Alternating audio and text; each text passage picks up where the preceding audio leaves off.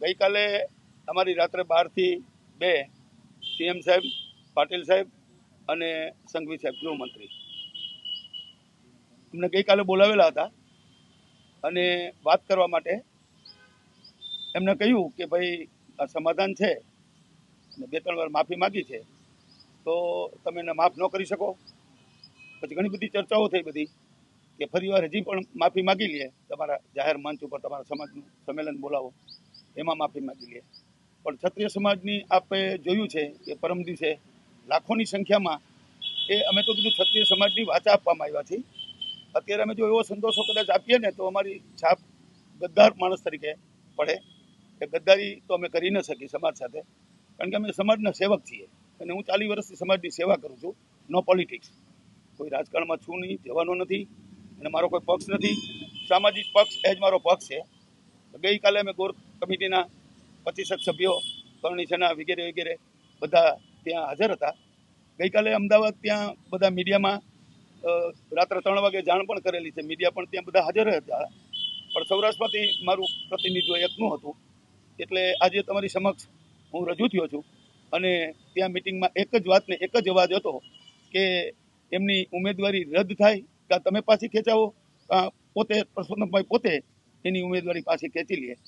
આ સિવાય બીજી અમારી કોઈ માંગ નથી અને આ સિવાય અમારી બીજી કોઈ વાત નથી.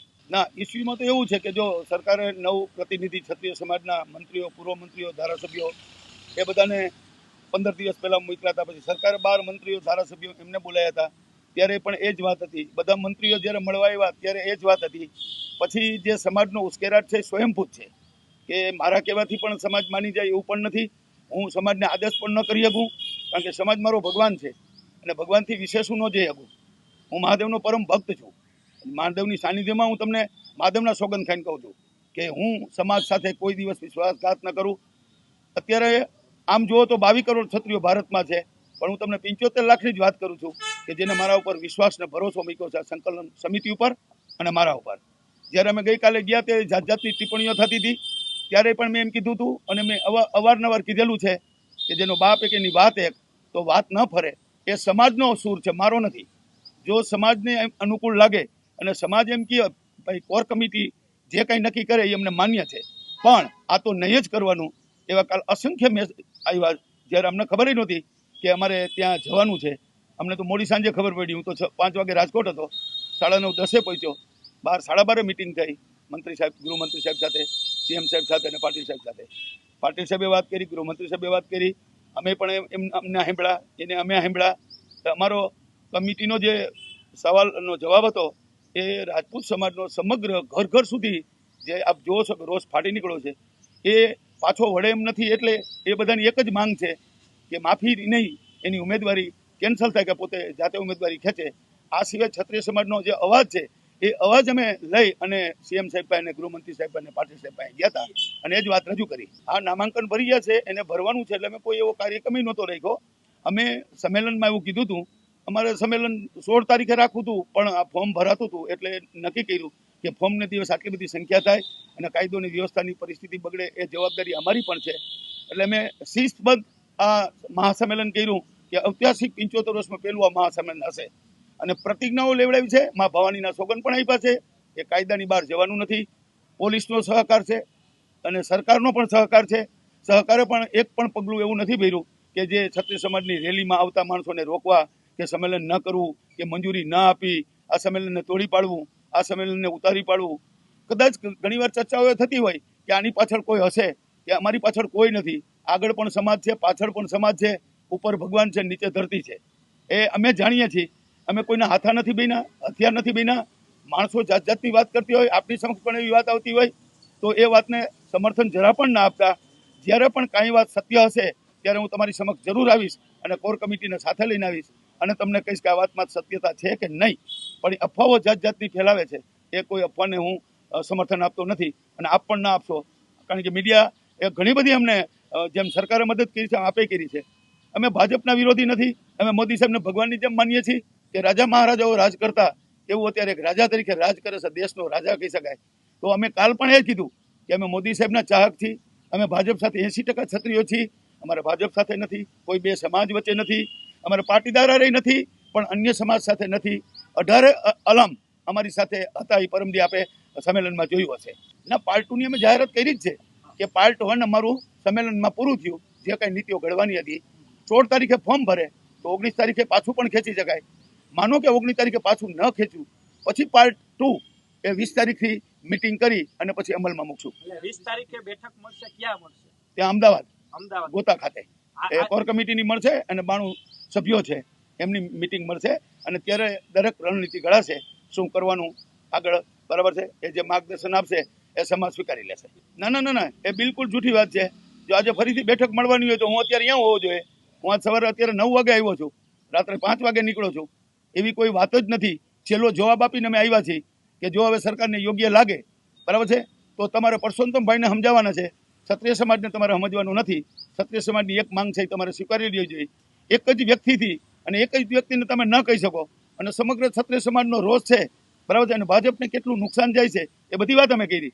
તો તમે એક વ્યક્તિને કેમ ન સમજાવો? અને તમે ન સમજાવો તો તમે એમને એવું કહો પોતાની ઉમેદવારી પોતે જાતે ખેંચી લે, તમારું સન્માન રહે.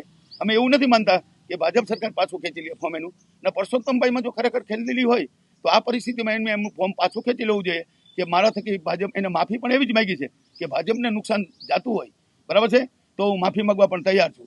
તો આજે પણ એ કહી શકે કે બે ક્ષત્રિય સમાજને, બરાબર છે, આટલો રોષ હોય અને ભાજપને મારા થકી નુકસાન હોય. કારણ કે આ નુકસાન તો અમે અત્યારે રાજ્યની બહાર નથી ગયા, પણ 22 કરોડ ક્ષત્રિયો છે 16 જિલ્લામાં. એની અસર જો અમે બહાર નથી ગયા છતાં પણ રાજસ્થાનમાં, એમપીમાંથી, મહારાષ્ટ્રમાંથી સંમેલનમાં કેટલા આવ્યા એ પણ આપ જાણો છો. એટલે અમે રાષ્ટ્રવ્યાપી આંદોલન અત્યારે કર્યું પણ નથી. પણ જો આ માંગ નહીં સ્વીકારાય તો એ અમે જે રણનીતિ ઘડશું ત્યારે જે કંઈ વાત કરવાની હશે એ બધા પગલાં અમે ત્યારે ભરવાના છે એ અમે નક્કી કરશું. પાર્ટ 2 20 તારીખ પછી શરૂ. હા, 20 તારીખ પછી. જી, ના, ગુજરાત રાષ્ટ્રવ્યાપી અમારું આંદોલન નથી અત્યારે રાષ્ટ્રવ્યાપી. માત્ર અમારું આંદોલન ગુજરાત પૂરતું નથી, માત્ર પરસોત્તમભાઈ રૂપાલા પૂરતું જ છે. એ સિવાય બીજી કોઈ માંગ જ નથી. અને આ માંગ છે અને ક્ષત્રિય સમાજની છે. ક્ષત્રિય સમાજના અમે પ્રતિનિધિ છીએ. એ અમે પ્રતિનિધિ તરીકે એની વાત રજૂ કરીએ છીએ. અમે સંસ્થાના હોદ્દેદારો છે, સમાજે અમારા પર વિશ્વાસ મૂક્યો છે, એટલે અમારે એ વિશ્વાસ ત્યાં પહોંચાડવો એ અમારી ફરજ બને છે. 19 સુધી અમારો કોઈ કાર્યક્રમ નથી, બરાબર છે, પણ 20 તારીખે ફોર્મ પાછું ન ખેંચે તો બધા કાર્યક્રમો નક્કી કરવાના છે. ભાજપની બી ટીમ નહીં, એ ટીમ નહીં, સી ટીમ હોય તો આ વાત સ્વીકારી લીધી હોત. એટલે એ પ્રશ્ન કરવાની જરૂર જ નથી. બી ટીમ મેં આપણે કીધું ને કે કોઈ પણ જાતની ચર્ચા થતી હોય, વાત થતી હોય, એ વાતને સમર્થન તમારે પણ નહીં આપવાનું. અને હું જ્યારે સમર્થન કે કોર કમિટી જ્યારે સમર્થન આપે ત્યારે તમારે સમજવાનું કે આ વાત છે એ સત્ય છે, બરાબર છે, તો અમે તમારી સમક્ષ આવશું કે ભાઈ આ વાતને આ સમર્થન મળે છે. બાકી એવી કોઈ વાત નથી. દિલીપભાઈએ કહ્યું હોય એ બરાબર છે, પણ એ કોર કમિટીએ નિર્ણય લેવાનો છે. સભા કરવાની, આગળ શું કરવાનું, શું પગલાં લેવાના, અત્યાર સુધીના પગલાં તો લીધા છે.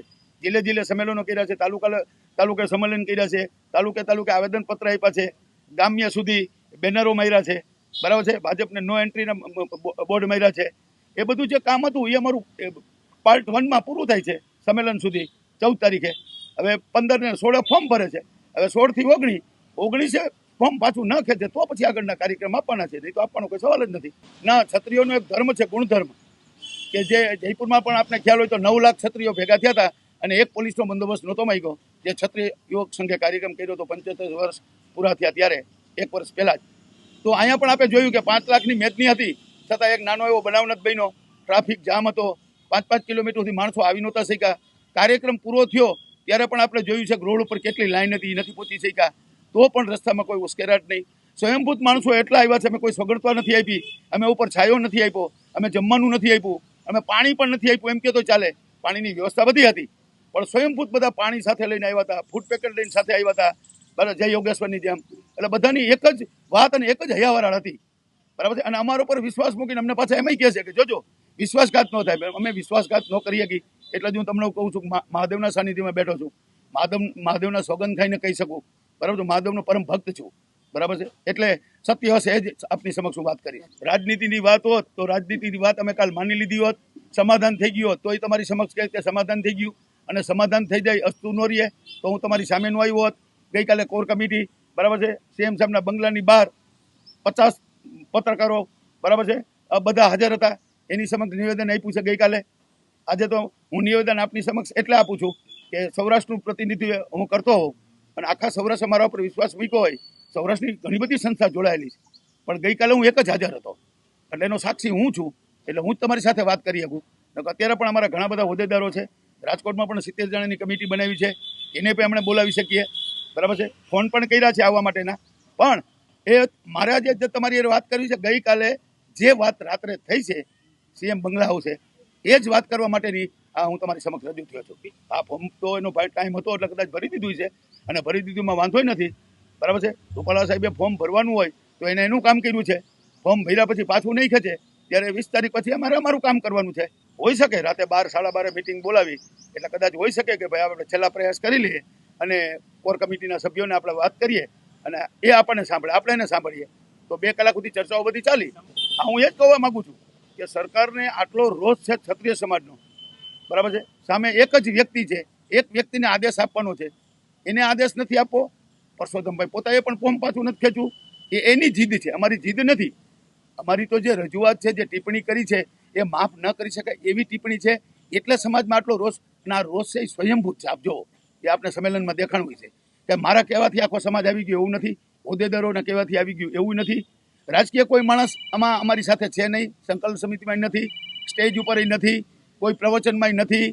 રાજા મહારાજાઓ આવ્યા હતા આ સંમેલનમાં, પણ બધા પબ્લિકની જેમ બધાની સાથે બેઠા હતા, એની કોઈ સ્ટેજ નહોતું. સ્વયંભૂત રાજા મહારાજાઓ આવ્યા, ઉદ્યોગપતિઓ આવ્યા, બરાબર, મોટા ગજાના બધા આદમીઓ આવ્યા. અમારા બધાને બેસવાનું એક જ જગ્યાએ હતું, પણ સ્ટેજ કોઈને નહોતું. એ પણ આપ જોઈ શક્યા છો. ના, અધિકારી કોઈ નહીં. સીએમ સાહેબ, ભૂપેન્દ્ર સાહેબ અને રાજ્યના ગૃહમંત્રી, બરાબર છે, અને પાટીલ સાહેબ, 3 સિવાય ચોથું કોઈ નહોતું. અને અમે 25 થી 30 જણા હતા, બરાબર છે, જે બધા મેન સભ્યો અને મેન કમિટી છે 15 જણાની. એ તો હું કહું છું કે અપીલ એને કરી છે, 2 વાર માફી માગી છે, પણ માફી સમાજને મંજૂર નથી. મારી વાત નથી, સમાજને મંજૂર હોય તો હું સમાજને વિનંતી કરું, તો હું સમાજ સાથે રહું. હું અત્યારે સમાજ સાથે છું કે ભાઈ માફી લઈ લેવી છે. સમાજની ઈચ્છા નથી કે ના એક જ વસ્તુ જોઈ, એની ટિકિટ રદ થવી જોઈએ. એ રાજકોટમાં નહીં, ગુજરાતમાં ક્યાંય નહીં. પછી એને રાષ્ટ્રપતિ બનાવે તો વાંધો નથી, રાજ્યપાલ બનાવે તો વાંધો નથી, એમના પુત્રીને કે એના વાઇફને કદાચ ટિકિટ આપે તો પણ વાંધો નથી, કોઈ પણ પાટીદાર બેન દીકરીને આપે તો પણ વાંધો નથી. તો એને ચૂંટાવવાની જવાબદારી ભાજપની ને અમારી.